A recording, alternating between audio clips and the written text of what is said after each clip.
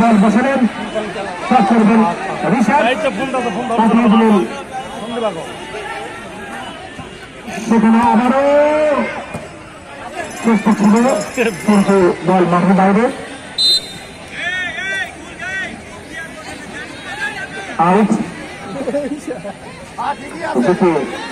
বল সাজিয়ে দিলেন, শট করবেন রিশাদ, শট করলেন, উদ্যোগী ছিল নামটি কাছে কিন্তু নামটি পড়ে গিয়ে তার গোলটেল হয়ে গেছে, আউট। তাকে বল সাজিয়ে নিলেন,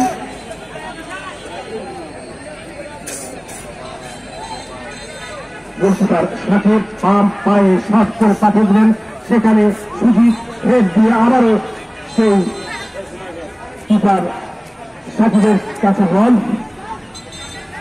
গোলকিপার সাকিব বল বাম পায়ে শট করে পাঠিয়ে দিলেন, সেখানে কোনো খেয়াল না থাকার কারণে সামনে আবারও বল সামনে থেকে কিন্তু সেখানে রিশাদ বাধা